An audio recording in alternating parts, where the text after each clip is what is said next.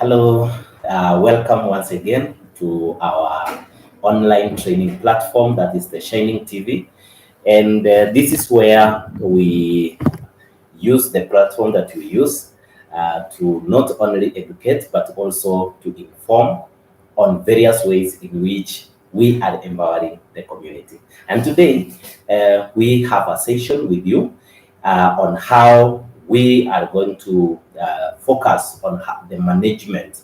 How do you plan the management and organization of your business? So as we have been learning, we have been learning on how to write a business plan. So a business plan usually details all the plans that you have before you even start your business. So now, in this case here, you are today going to look at how are you planning in terms of managing your business. So, because in most cases you find that people start business, but they do not actually have a clear plan on how the business is going to be managed. Who is going to be the manager, who is going to be the employee, and who are going to be engaged in the day-to-day running of the business. More especially if the business is either a partnership or a company, you find that if people have come together to start a business and they are not able to actually even agree in terms of who is going to be the manager, who is going to be the director, for example, in charge of APCD. So you need to indicate that so that you can be able to smoothly run your business.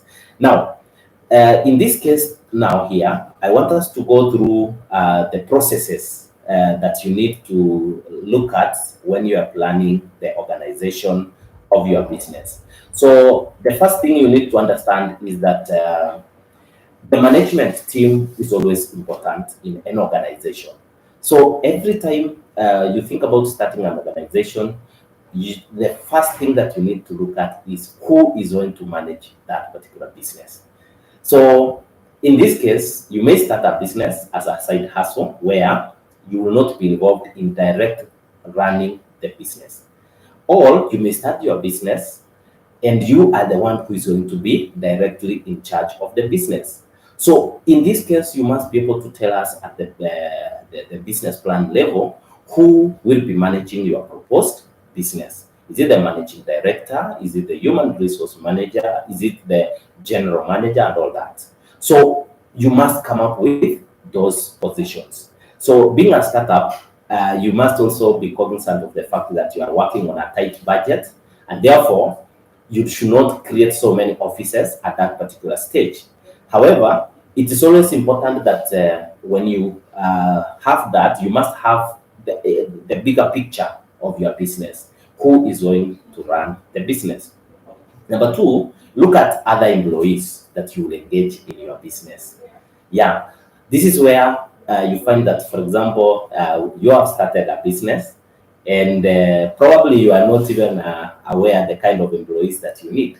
So once you get to the business, that's when you realize that even the employees that you need, some of them maybe are very difficult, for example, to find, or sometimes it may be a bit challenging or a bit expensive to run. So you find that you get yourself in a problem when you realize that the employees you want to engage are very expensive or they are not available in that case. So that is why we say that you must be able to plan. Do I need employees? At what stage? Which qualifications do they have? Yeah. Talk about in terms of the people you want to bring on board. If, for example, you need, let's say, for example, you are opening, let's say, a salon or a barber shop, you're thinking about how many trained hairdressers do I need? Do I need a receptionist? Yeah.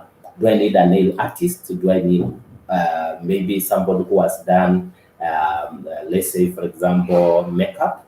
Do I need somebody who has done other specialized courses in terms of hairdressing and beauty? So that is what you think about. If you are opening, let's say, for example, a hospital, it is important for you to look at the bigger picture of what your hospital will look like. If you are going to engage, for example, the doctors, how many do I need? Do I need specialized doctors or do I need general doctors? Number two, you're also thinking about if, for example, I need this other stuff, for example, like the nurses, the lab technologists, and the receptionists, and even the what we call the support staff. Do I need them? How many do I need? So it's always important for you to check how many people you need so that you can be able to plan yourself well. And also do a survey to know how much such people earn. For instance, you may say you want 10 doctors. And when you go to the market, you find that, for example, hiring one doctor is, let's say, about 200,000.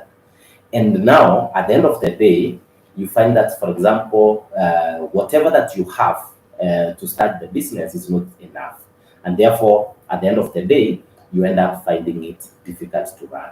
And therefore, you must be able to plan well in advance the type of employees you need and how you are going to get these employees.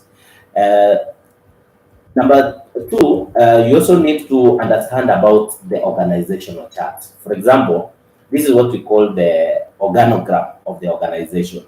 So the organogram of the organization, this is where, for example, after you have listed all the employees that you need, you go down and sit and see who is answerable to who, or who is actually performing what. So in other words, what we mean that in an organization, you need to actually come clear about the hierarchy of management. And therefore, that is why in every organization, it has a hierarchy.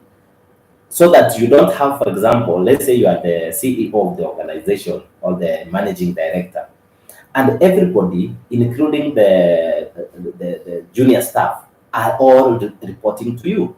So at the end of the day, you will actually find that it will be so much overwhelming, and it becomes a bit difficult and cumbersome to run the organization where every person is reporting to you.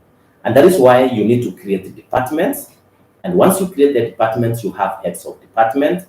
Then from there, you will even have other people in between so that you can be able to lessen the work at the top.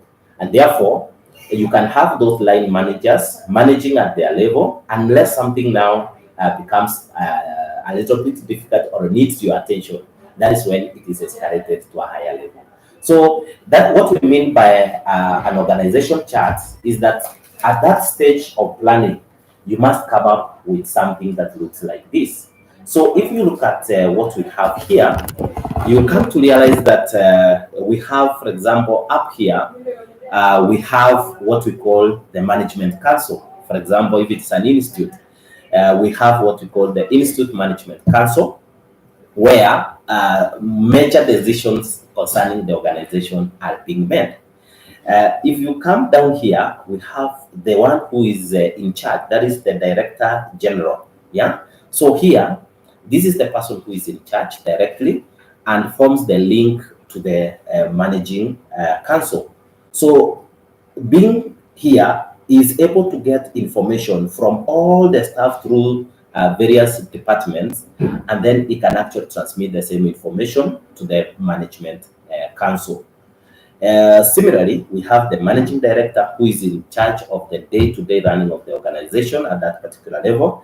Then you can be able to see the first line management. Yeah. So we have the first line here, managers, who play a critical role in ensuring that whatever that is policies that are made up here are actually implemented at each department.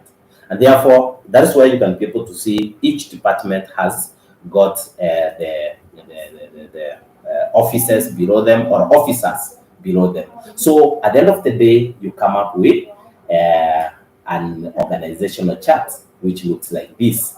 And therefore, the complexity or the simplicity of the organization chart depends on the number of employees that you want to engage.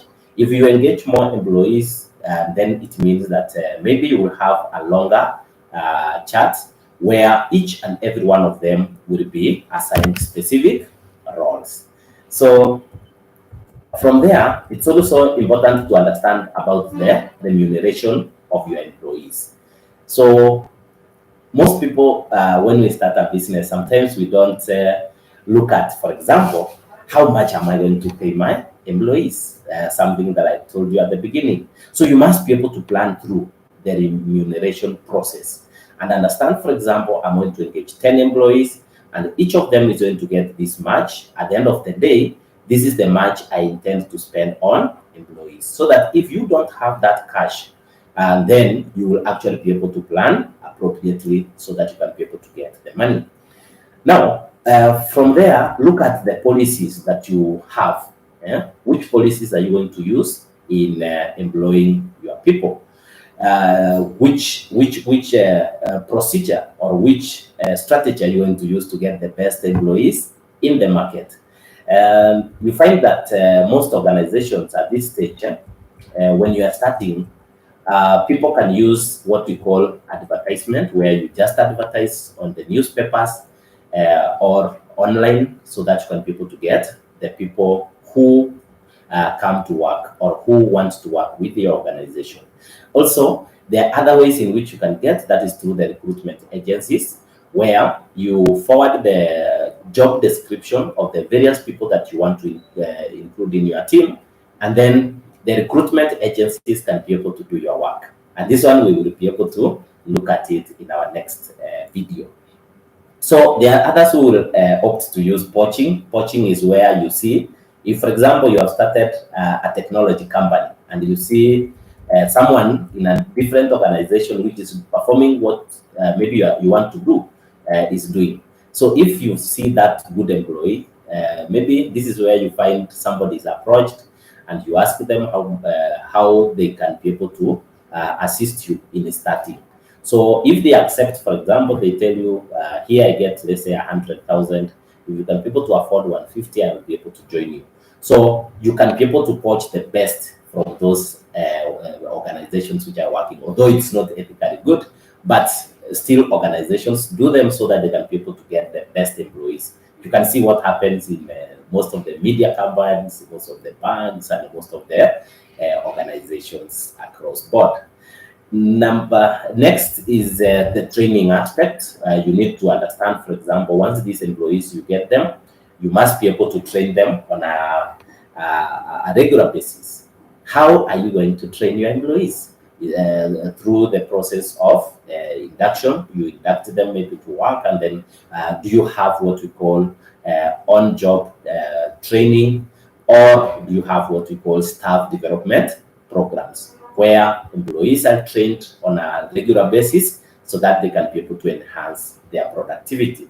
And also, you need to understand how you will be able to promote these employees, because it's always important to know how you can be able to evaluate and qualify if these people merit for promotion, or are you going to just stagnate them in one area. So you must be able to plan well in advance the stages in which these employees, once somebody comes in at the entry stage, do they just remain there or they have a progression stage, so that somebody can be able to be motivated. For example, I came in as let's say, for example, I'm working in a bank. I came in as a, let's say, for example, I came in as a teller. Maybe I want to know, for example, how are you growing, for example, in this particular area? What can you become after you gain experience on and once you maybe advance in education and all that?